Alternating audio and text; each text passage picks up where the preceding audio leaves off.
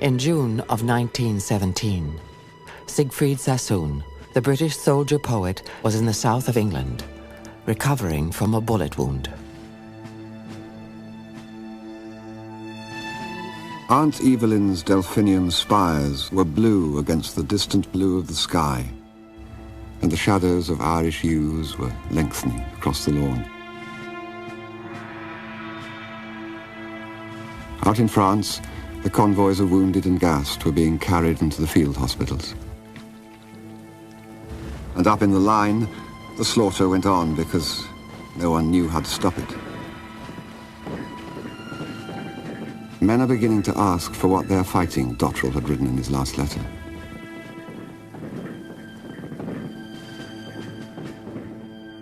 Could I be blamed for being one of those at home who are asking the same question?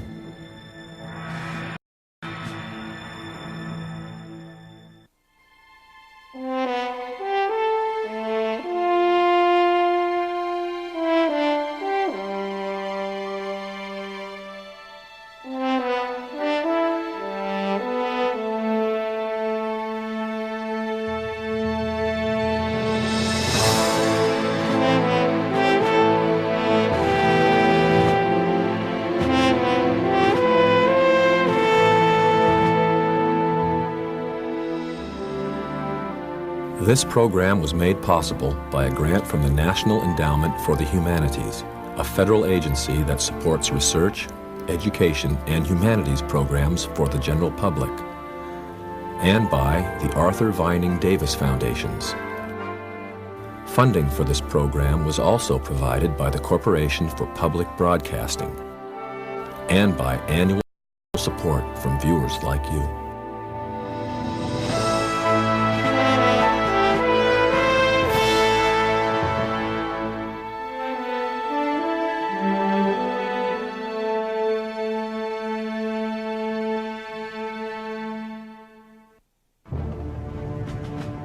In 1916, the only major sea engagement of the First World War, the Battle of Jutland, was fought to a draw.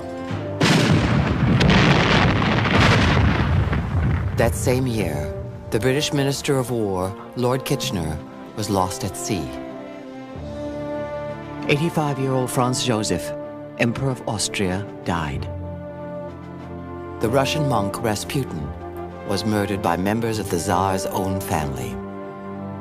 1917 began with bleak prospects for the Allies. In the East, the Russian was nearly a spent force. In the West, massive bloodletting had taken its toll on the French and British armies. Then there was the onslaught of a bitter winter. For many, the limits of endurance had been reached.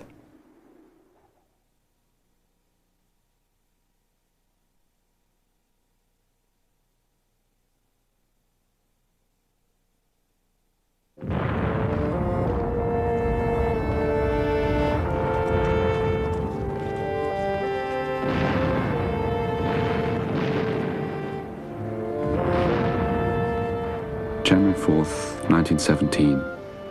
My own dear mother. Since I set foot on Calais quays, I have not had dry feet. We were let down gently into the real thing, mud. It has penetrated now in the sanctuary, my sleeping bag, and that holy of holies, my pajamas. I chose a servant for myself yesterday, not for his profile, nor yet his clean hands, but for his excellence in bayonet work. I censored hundreds of letters yesterday, and the hope of peace was in every one. Wilfred Owen was a young poet just finding his voice when war broke out. He marched off to battle with a romantic view of war common among the young. Oh, meet it is, and passing sweet, to live in peace with others, but sweeter still and far more meet to die in war for brothers. The English officer class came to the war as innocents. It was a frightful shock to discover that the sort of their imagination of war, which had been fed by the classical literature of war, was incorrect. The war wasn't brave and heroic. It was pretty horrible and nasty and dirty, and you were more concerned about keeping dry and keeping warm than you were about closing with the enemy.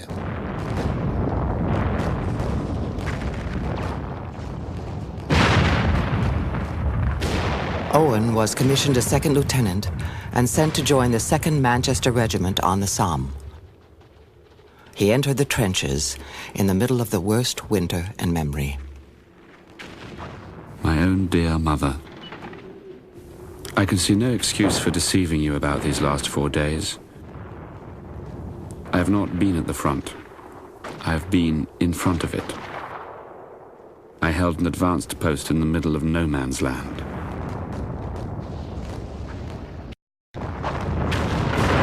The Germans knew we were staying there and decided we shouldn't. Those 50 hours were the agony of my happy life.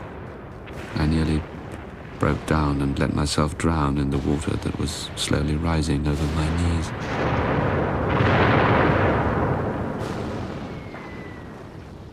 I suppose I can endure cold and fatigue and the face-to-face death as well as another.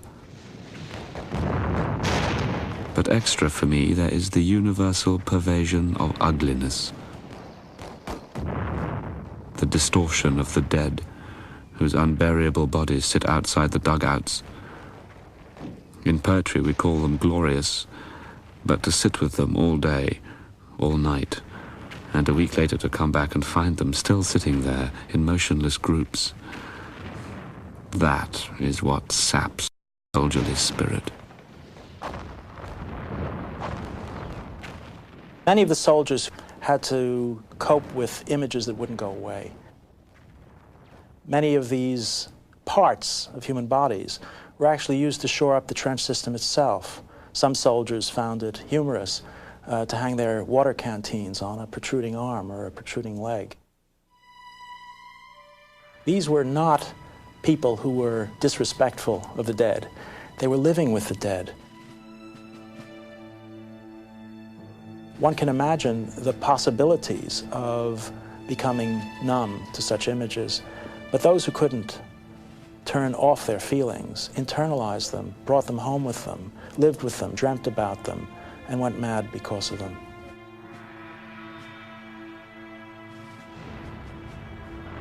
While Wilfred Owen was sleeping, a shell hit his truck, blasting him into the air and killing a fellow officer. Owen spent days trapped near the dismembered body. When finally relieved, he was found to be confused, trembling, and behaving strangely. My very dear sister, you must not entertain the least concern about me. You know, it was not the Germans that worked me up, nor the explosives, but it was living so long by poor old Cock Robin, as we used to call Second Lieutenant Kroger, who lay not only nearby, but in various places around and about, if you understand. Owen was diagnosed as having shell shock and sent home. He had lasted only 4 months.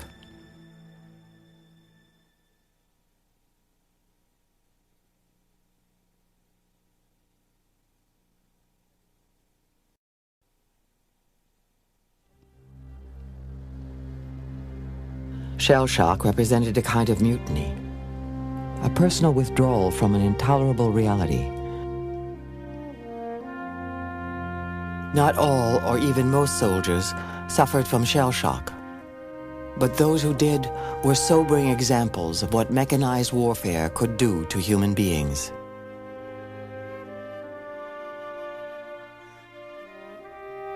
Rifleman Arthur Russell was, or had been, a magnificent specimen of manhood, 6 feet tall. There was not a mark on him, yet he was helpless as a child. When I returned about a month later, I found Russell trying to walk. His speech was slowly returning, a slow, halting speech full of stammers. But I doubt if he ever again became a fit man.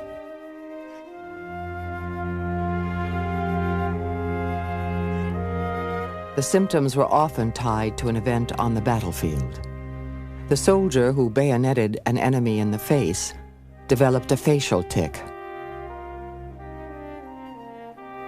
This man responded to nothing, except the word bomb, which sent him scurrying under the bed.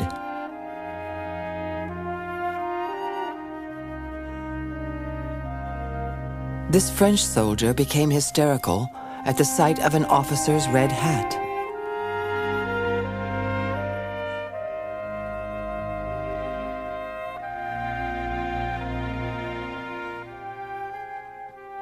Treatment for most enlisted men involved rest and recuperation.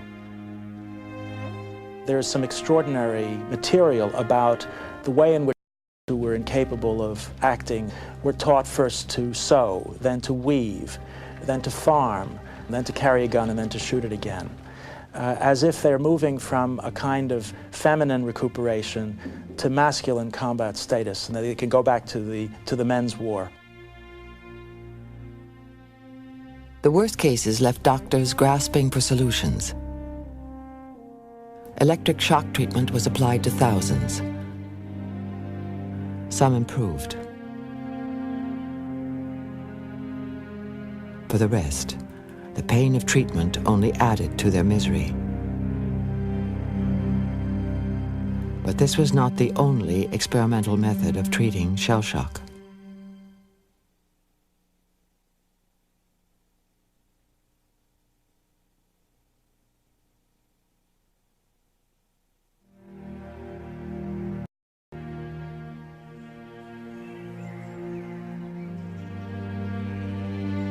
Far from the Western Front, in a place where the grass was still green and trees still had leaves, doctors developed an innovative method of treating shell shock. The patients were officers like Wilfred Owen. My own dear mother. We left Netley on Monday morning. I woke up as we were rounding the coast by Dunbar. The castle looked more than ever a hallucination with the morning sun behind it. A taxi brought me up here about 2.5 miles from the town. There is nothing very attractive about the place. It is far too full of officers, some of whom I know. Owen's journey took him here, to the outskirts of Edinburgh, Scotland, to a place called Craiglockhart. In this former sanitarium, doctors attempted the emotional repair of British officers using a technique only recently pioneered by Freud, psychotherapy. Others called it the talking cure. For Owen, it began to gradually take effect. My dearest mother, last night I had a consultation with Dr. Brock from 11 till midnight. I still have disastrous dreams, but they are taking on a more civilian character. Motor accidents and so on. Nothing more to tell, I think. Ever your own, Wilfred. It was here that Owen first read by one of Britain's most controversial soldiers, Siegfried Sassoon. I have just been reading Siegfried Sassoon and am feeling at a very high pitch of emotion. Nothing like his trench life sketches has ever been written or ever will be written. Shakespeare reads vapid after these. It's bad to think of war, when thoughts you gagged all day come back to scare you. And it's been proved that soldiers don't go mad unless they've lost control of ugly thoughts that drive them out to jabber among the trees. They'll soon forget their haunted nights, their dreams that drip with murder, and they'll be proud of glorious war that shattered all their pride. Siegfried Sassoon survived some of the fiercest fighting on the Western Front. His actions at the Somme had earned him the Military Cross for gallantry and the nickname Mad Jack. While I was running, I pulled the safety pin out of a Mills bomb. My right hand being loaded, I did the same for the left. Just before I arrived at the top, I threw my 2 bombs. Quite unexpectedly, I found myself looking down into a trench with a great many Germans in it. Fortunately for me, they were already retreating. It had not occurred to them that they were being attacked by a single fool. Mad Jack had many close encounters with death at the front. But the war hit hardest when his younger brother was killed at Gallipoli, a loss which devastated his family.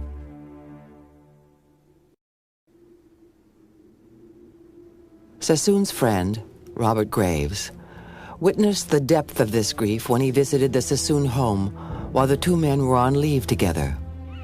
Graves later recounted in his war novel, Goodbye to All That, what it was like to stay in the dead brother's room.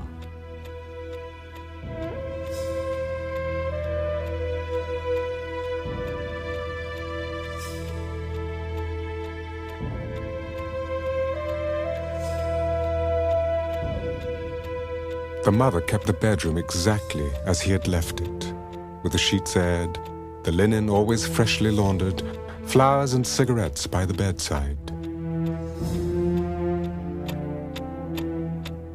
The Sassoons were not alone in their grief. Mourners throughout Europe were finding it hard to let go of the dead. Many began turning to the occult. The first night I spent there, Sassoon and I sat up talking about the war until after 12 o'clock.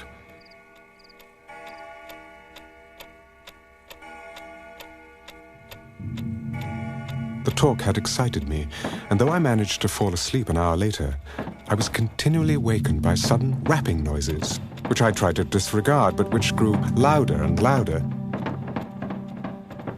They seemed to come from everywhere. Soon, sleep left me, and I lay in a cold sweat.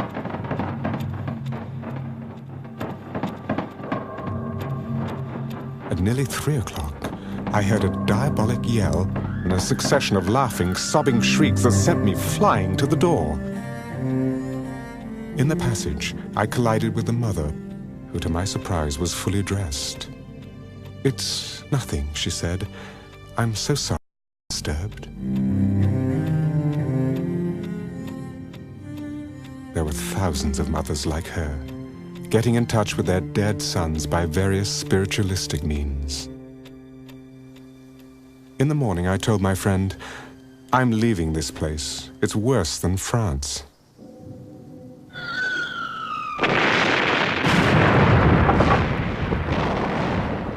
Both Sassoon and Graves returned to the front. In April of 1917, Sassoon took a sniper's bullet through the shoulder while leading an attack. Even after his physical wound had begun to heal, it was apparent that Sassoon was still not well.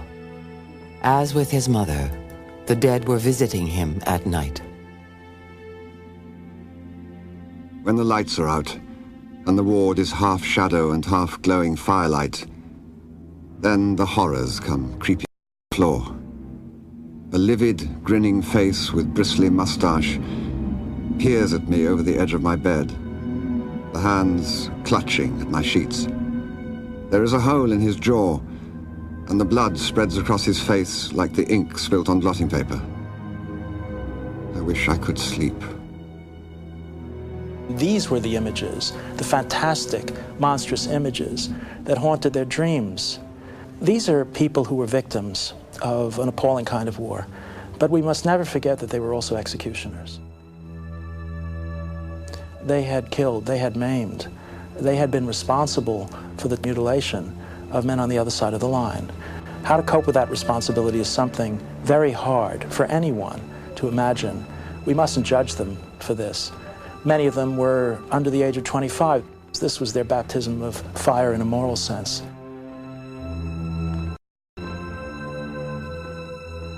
Sassoon's moral baptism convinced him to take a stand against the war. As brave as any action he had taken in combat, he sent a letter to his commanding officer and made it public. I believe that this war upon which I entered as a war of defense and liberation, has now become a war of aggression and conquest. I have seen and endured the sufferings of the troops, and I can no longer be a party to prolonging those sufferings for ends which I believe to be evil and unjust. The army had a problem. What to do with a clearly decorated, brave, honorable man who reached a conclusion that the war was dishonorable? What will they do with him? The answer was very subtle. It was to claim that anyone who found that the war was mad must be mad himself. Instead of being court-martialed, Sassoon was quietly shipped off to Craiglockhart. Here he met Wilfred Owen.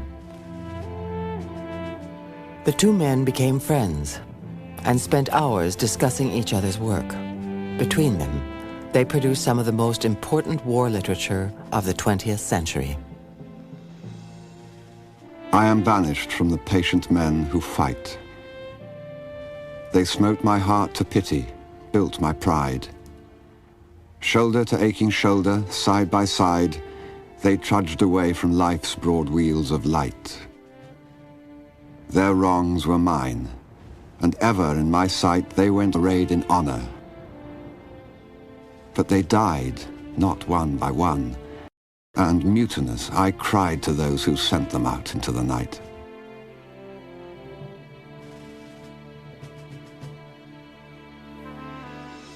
At the end of his stay at Craiglockhart, Siegfried Sassoon ended his mutiny. He decided to return to the front, not for the sake of his country, but for the men he had left behind. Love drove me to rebel, love drives me back to grope with them through hell. And in their tortured eyes, I stand forgiven. Wilfred Owen was also well enough for his war to go on. He left Craiglockhart on November 3rd, 1917. He had exactly 1 year and 1 day to live.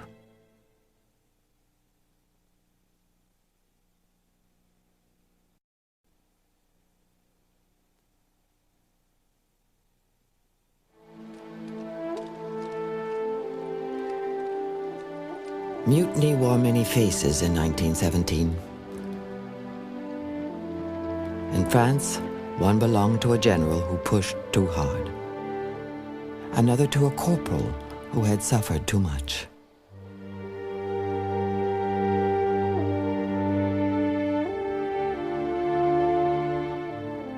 What a sorry scene.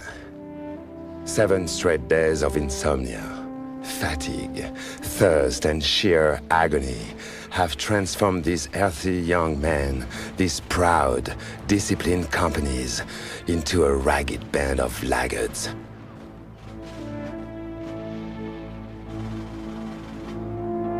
Corporal Louis Bartas was among the survivors of the meat grinder at Verdun.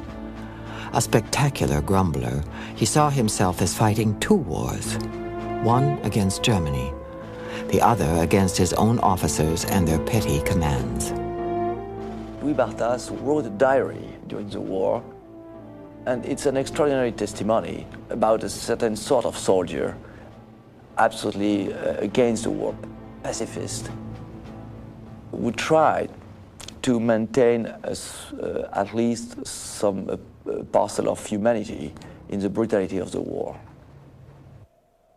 Bartas cared little for promotions. His interest was in staying alive.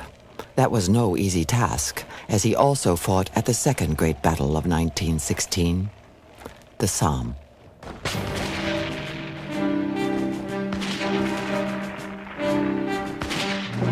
In one night, more cannon shells were fired than in one of Napoleon's campaigns. These men, exhausted, poorly fed, stuck in the muddy trenches, took the order to attack with murmurs. Not everybody can be a hero. One would-be hero was Robert Nivelle, The new commander of the French forces, dashing, self-assured, and vain, Nivelle promised new tactics to break out of the trenches and win the war. Our method has been tried out. I can assure you that victory is certain. What is astonishing is that he succeeded in convincing politicians and generals alike. It's very strange now to think about that, but there was an optimism at the end of 1916, beginning of 17, about the ability, the French army's ability to break through. To guarantee his victory, Nivelle embarked on a massive buildup of arms and materiel.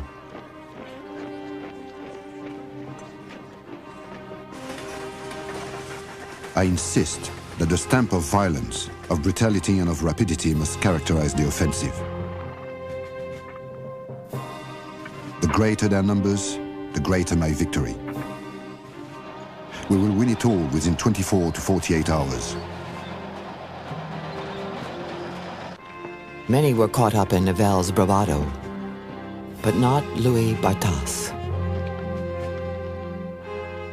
We had read to us an order from the great executioner, General Nivelle, saying among other absurdities that the hour of sacrifice had arrived. No one was enthused by this lecture of patriotic gibberish. Adieu la vie, adieu l'amour, adieu toutes les femmes. C'est bien fini, c'est pour toujours de cette guerre infâme. C'est à Grasse, sur le plateau, on se fait trouer la peau. On est tous condamnés, on est des sacrifiés.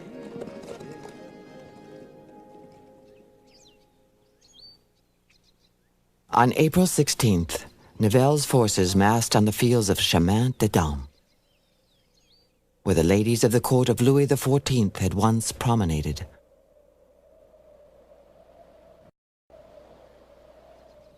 Here were gathered 700,000 French soldiers, and on the ridge above them, 600,000 Germans. As morning broke, the French soldiers went over the top, hoping that this would be the decisive battle of the war.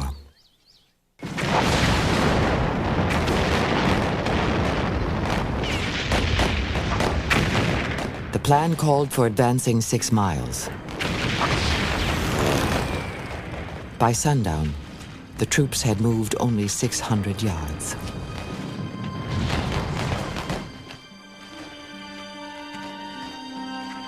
Ignoring his promise to stop the offensive if not successful within 2 days, Nivelle pushed ahead for 10. 200,000 men were killed or wounded, and still no breakthrough.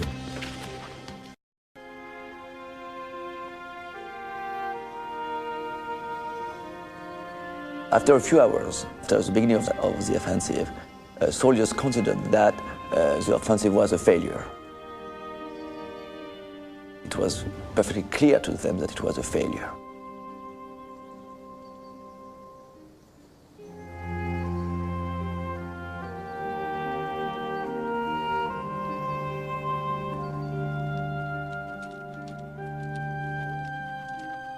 By now, the war had claimed 1.5 million French soldiers, the equivalent of 1 casualty for every minute of the war. The survivors had reached the breaking point. Soldiers going back into the lines began buying like sheep being led to slaughter. Then, 2 weeks after the offensive, the only full-scale mutiny on the Western Front broke out. At first, groups of men, then entire units, refused to re-enter the trenches. There would be very emotional scenes, between the officers and the spokesmen of the men. I don't mean grand opera, I mean that there was a very great depth of emotion on both sides because, well, you can imagine the officers, every officer's worst nightmare is that his men won't obey him. One soldier caught up in this officer's nightmare was the naturally rebellious Louis Bartas. Our captain arrived on the scene with a police escort. He tried to speak, but his first words were drowned out by the crowd. Seeing his rage, but powerless, he ordered a roll call. A crowd of several hundred soldiers crowded around and mocked these orders. For an hour they hurled abuse at him. Several shots were fired into the air. More units began refusing to return to the front lines. In Bartas's regiment, there was talk of replacing their officers.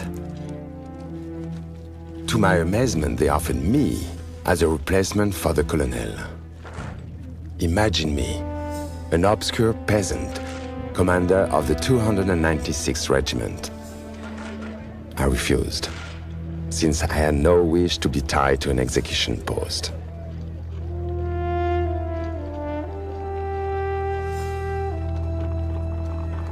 The mutiny quickly spread to Paris. There, women working in the armaments industry joined the soldiers on strike. They demanded better treatment for themselves and for their husbands and brothers at the front. The soldiers who mutinied were mutinying not so much to end the war as to demand that the war be conducted differently. These soldiers were looking to the state and saying, we are citizens. You cannot simply hurl us at machine guns and blow us up. We're citizens of a republic. We have rights. I think something very similar was going on with these women munition workers. They link their own conditions in the factory with what they perceive to be an unfair burden of sacrifice on their own husbands and brothers. The unrest in Paris only heightened the fear about the mutiny at the front. If the men refused to fight, the Germans would overrun the country and win the war. Fortunately for France, it was not that kind of mutiny. It was a sort of oddly peaceful strike, given that the soldiers all had weapons, that they could have turned them on their officers. They didn't. They sort of politely said, we've had enough. The war's gone on too long, too many of us have been killed, we never get anywhere. We don't want to attack any longer. We'll defend the country, but we won't attack. Half of the French army took part in the mutiny, but the Germans never found out. The best-kept secret of the war. They don't try to fraternize with the enemy. They try to explain. It's a sort of generous try. They try to negotiate a new balance of power between them and officers, between what they want and what is expected from them. In a way, these soldiers are not soldiers, they are citizens. The mutinies by France's citizen soldiers worked. Nivelle was replaced by Philippe Pétain, who immediately improved leave arrangements and living conditions. Even more important, Pétain ordered a stop to the pointless assaults against the German lines. We will wait, he told his generals, for tanks and the Americans, who had just declared war against Germany. But Pétain also dealt out punishment to the mutineers. Hundreds were given prison sentences. 9 of the ringleaders were shot. Back home in Paris, women factory workers won shorter hours and better working conditions. The would-be hero, Robert Nivelle, never accepted responsibility for his failure and faded into obscurity. Corporal Louis Bartas managed to escape punishment entirely and eventually succeeded in his fondest ambition. He survived the war.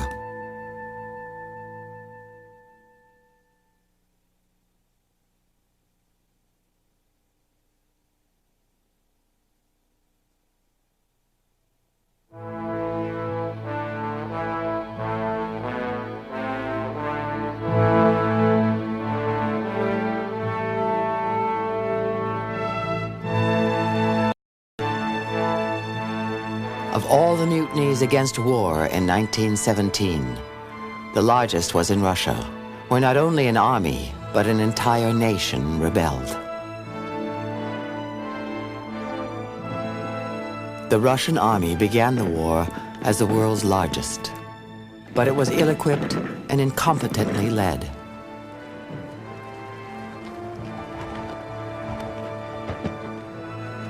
Half of its army would be wounded, killed, or never heard from again.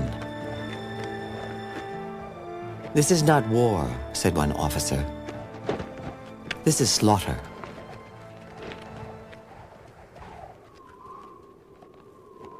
The winter was severe, and life in the trenches unbearable. Death was a welcome visitor. There were many cases of men snowed under and frozen to death. But we were patient, like true children of Mother Russia. Maria Bashkareva, known as Yashka, was the most unusual of soldiers. Desperate to escape an abusive husband and deeply patriotic, she petitioned the Tsar to join the army. Do you know what war is? I asked myself. It's no woman's job. Are you strong enough in body to shed blood and endure the privations? And I found strength enough in me to answer yes.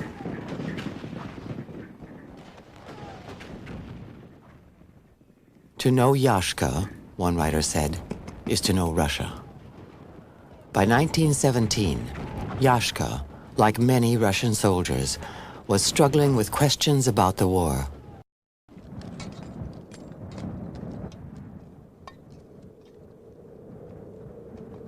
How long shall we continue this fighting? And what are we fighting for was on the lips of everybody. It was the third winter, and there was no end in sight.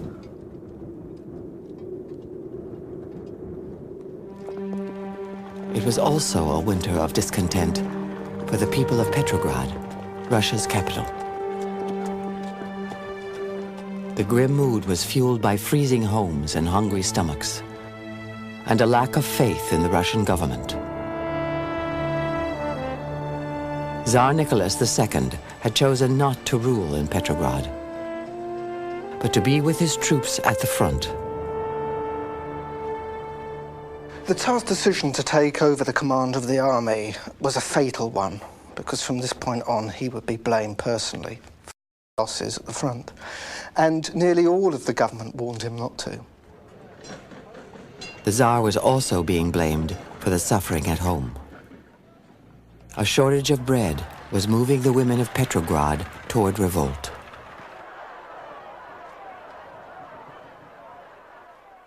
Politics is one part of it, and the pressures of daily life are another part. And the stresses of having to stand in bread lines for hours and hours and hours when it's freezing cold. The winter of 1917 was the cruelest, coldest winter on record.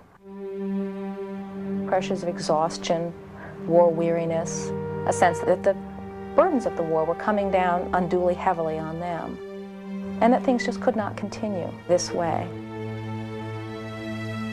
March 8th was International Women's Day. The day began with a traditional parade. But as the women marched through the city, their parade turned into an angry demonstration. Men rushed from the factories to join them.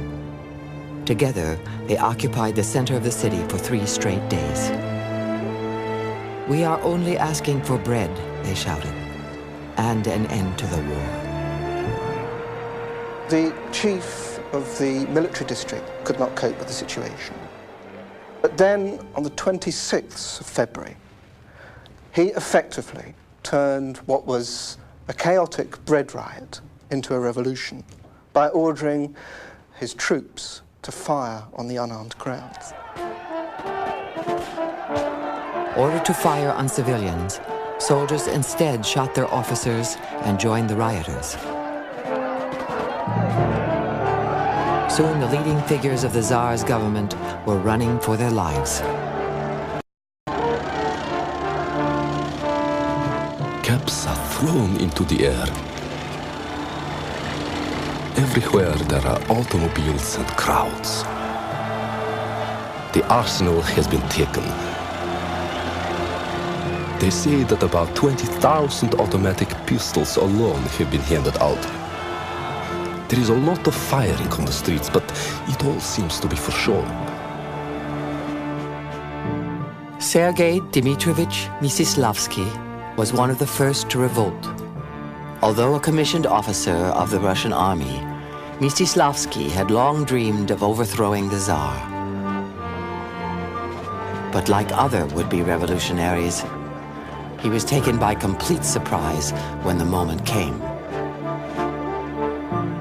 The revolution found us like the foolish virgins in the gospel, fast asleep. Leaderless, the revolt took on a life of its own. Police stations were torched by roaming crowds. Prisons were stormed, their inmates released. The socialists, seizing the opportunity, hastily organized in the midst of chaos. Mstislavsky was charged with defending the city against the threat of loyal Tsarist troops. Our machine guns have been hoisted on the palace roof, but it's all for show since they still don't work. A huge crowd is reportedly gathering in front of the government alcohol warehouse. If they break in, the revolution will drown in a sea of vodka. Those who receive orders do not fulfill them. Those act without orders. And after all, could it have been otherwise during a revolution? Orders issued from the front were even more pointless. Unable to stop the revolution by decree, the Tsar boarded his imperial train to return to Petrograd. It was stopped by revolutionary units of his own army. There, his generals convinced him, for the sake of Russia, to abdicate. The miracle had happened. Tsarism, which enslaved us and thrived on the blood and marrow of the toiler, had fallen. There were tears of joy, embraces, dancing.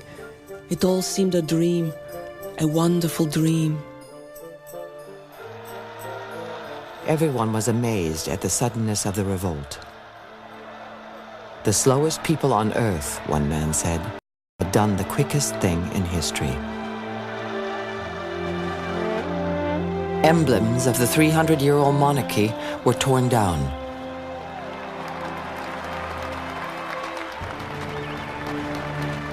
Socialist democracy was proclaimed on Russian soil. Euphoria reigned on the streets. Dare I confess it, I envied all of them to the point of pain. All those happy people with shining, crystal-clear gazes who so sincerely believed it was all over. As I was listening to another succession of orators, barking the same sounds about liberty from the podium, suddenly the clear, quiet and hard words of my wife came to my mind. Over? Oh no, it can't be over. Not enough blood has been shed.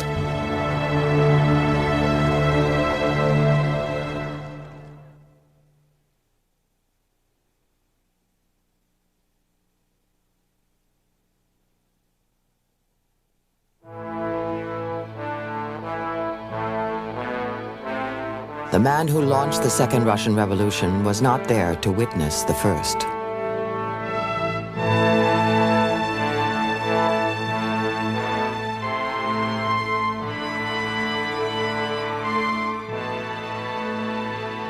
Vladimir Ilyich Lenin, leader of the Bolshevik wing of the socialist movement, had been in exile in Switzerland. To him, the fall of Tsarist Russia was just one step in the creation of a new world order. He telegrammed his instructions to his soldiers in Petrograd. Our tactics, complete mistrust. No support for the new government. We especially distrust Kerensky. Alexander Kerensky, a combative lawyer, was the leading figure of the fragile democracy Lenin was determined to destroy. Kerensky was a young man in 1917, 35. He was a great orator. He was the darling of the Petrograd intelligentsia. And he saw himself as a man destined to lead Russia out of chaos to freedom.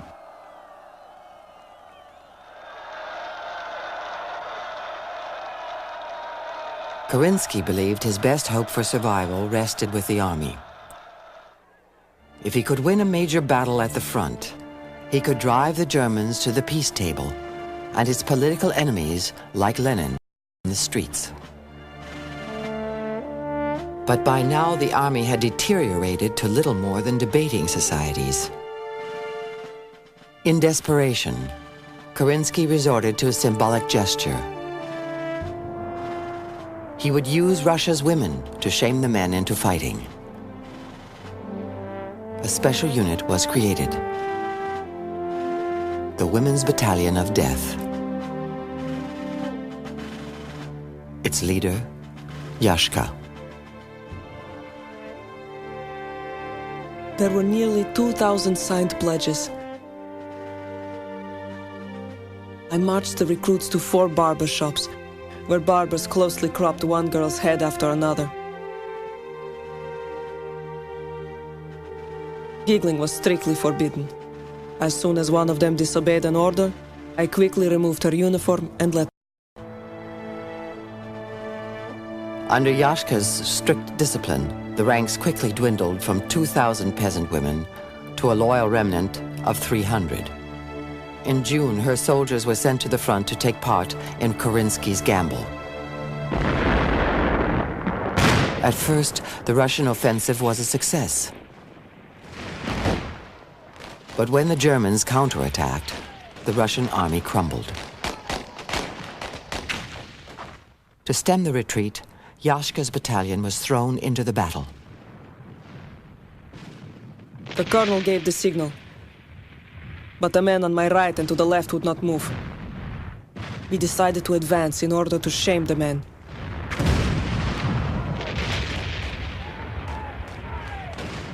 Some of my girls were killed outright. Many were wounded. The morale of the army collapsed, desertions speeded up, soldiers fraternized with the enemy. Trains going back from the front were full of soldiers joyriding their way home. The government at this point had no authority left. The military command had no authority left. Kerensky had rolled the dice and lost.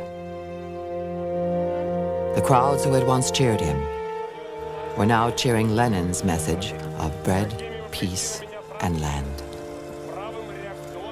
What we have to appreciate is that the longer the war went on, the more and more the simplicity of the message of the Bolsheviks, bread, peace, and land, the more attractive it became. And what the Bolsheviks did was simply wait. Lenin liked to say that power fell into his hand the way in which a ripe fruit falls off a tree. In late October, the Bolsheviks were ready to act.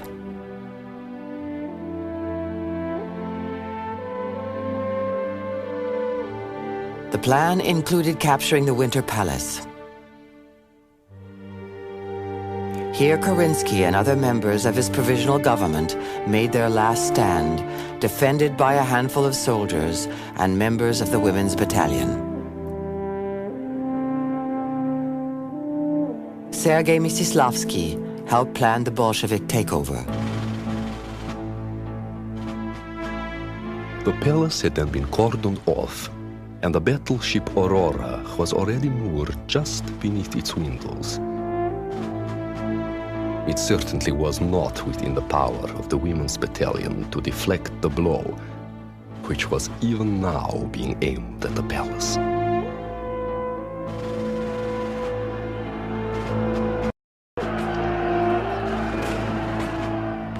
In years to come, communist propaganda would portray the storming of the palace as one of the most glorious moments in Russian history. The truth was otherwise. The Winter Palace was not stormed.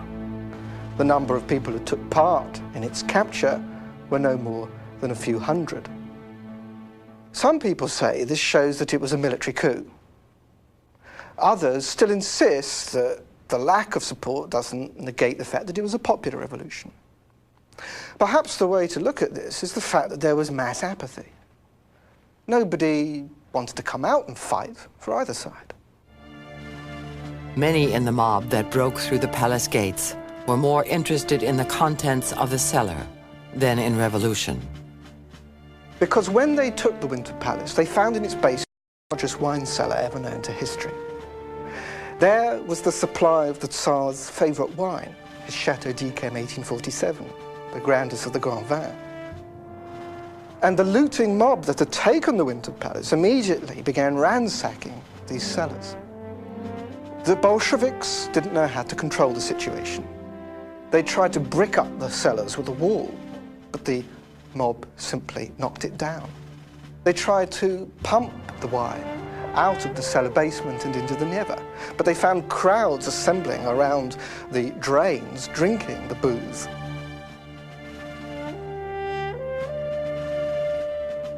The drunken mob was an omen of the difficulties the Bolsheviks faced in gaining control of Russia.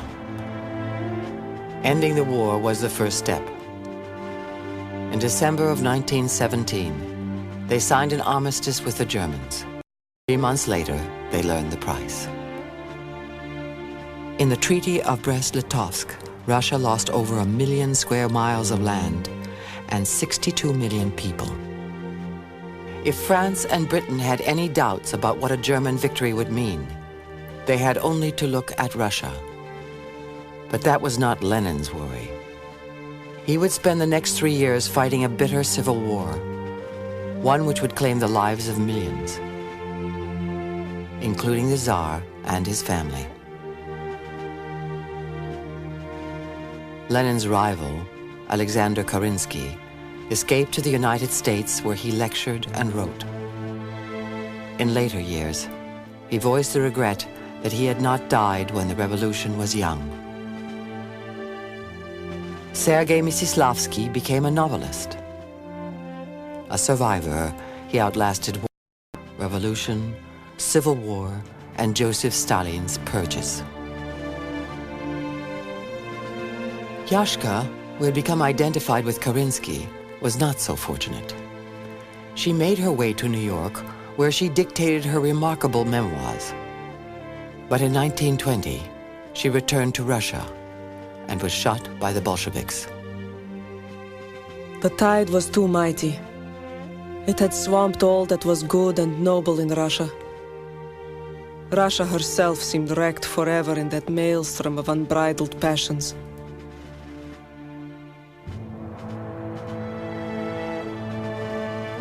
"1917 had been a year of mutiny and revolution. Forces that would dominate the last year of the war and the rest of the 20th century.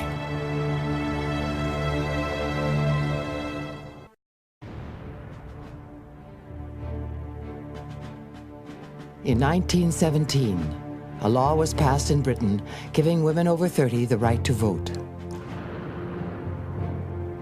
T.S. Eliot was awarded the first Pulitzer Prize for literature, and Sigmund Freud published his theory of psychoanalysis. It was the year John F. Kennedy was born, and Gertrude Zeller, better known as Mata Hari, was executed as a German spy. On the battlefield, 1917 was a year the Allies hoped not to repeat. Only in the Middle East was there good news. The British had captured Jerusalem. But elsewhere, the third year of the war had been disastrous. Revolution had knocked Russia out of the war. The French army had been rocked by mutiny. The Italians were routed at Caporetto. And the German army was still firmly entrenched on the Western Front. Europe was now running out of men. And both sides were drafting old men and young boys.